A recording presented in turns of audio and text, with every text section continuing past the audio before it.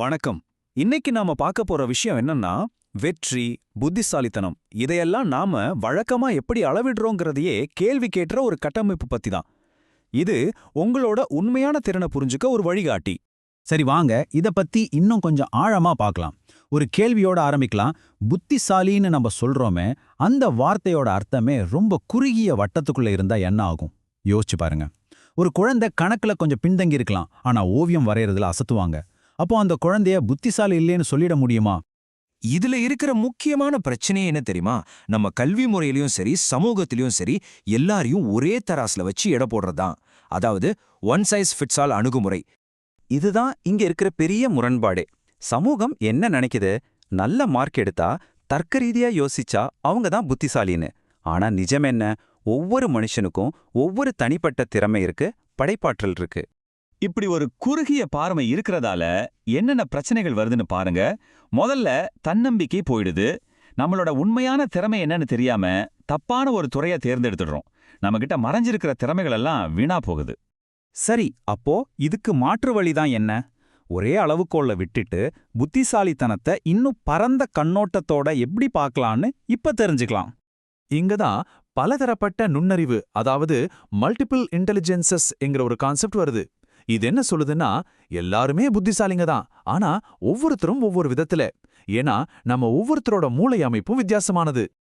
அப்போ இந்த நுண்ணறிவுல என்னென்ன வகைகள் இருக்குன்னு பார்க்கலாமா?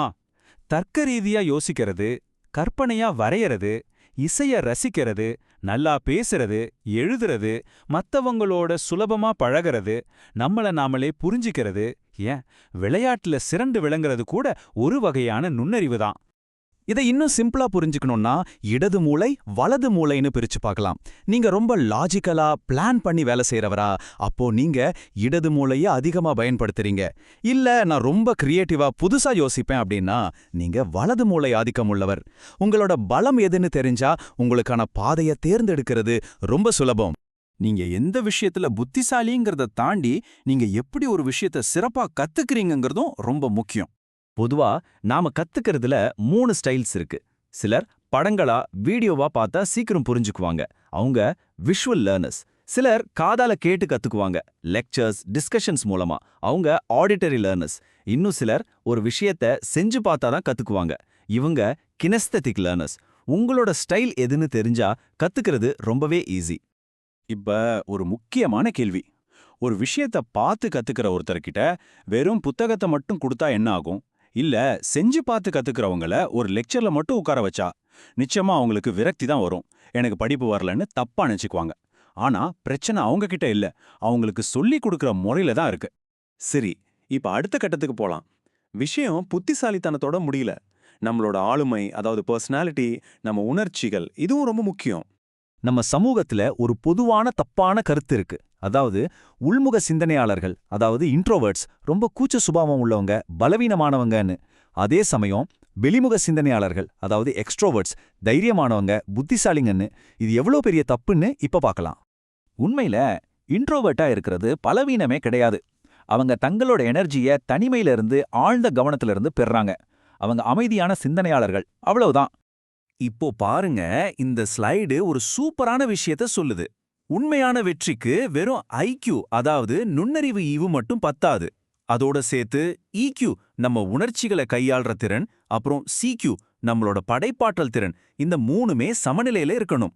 இது 3ம் சேர்ந்தாதான் ஒரு முழுமையான வெற்றி கிடைக்கும். சரி, இதெல்லாம் தெரிஞ்சுக்கிட்டோம். ஆனா இதெல்லாம் நடைமுறை வாழ்க்கைக்கு எப்படி உதவும்?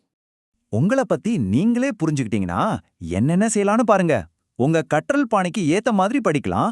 உங்க திறமைக்கு சம்பந்தமான ஒரு வேலையை தேர்ந்தெடுக்கலாம். உங்க பர்சனாலிட்டியை புரிஞ்சுக்கிட்டு உறவுகளை மேம்படுத்தலாம். உங்க ஐக்யூ, இக்யூ, சிக்யூவை பேலன்ஸ் பண்ணி சரியான முடிவுகள் எடுக்கலாம். கடைசியா உங்க உண்மையான பலம் என்னன்னு தெரிஞ்சா உங்க தன்னம்பிக்கை தானா வளரும். இறுதியா ஒன்னு சொல்லிக்க விரும்புறேன்.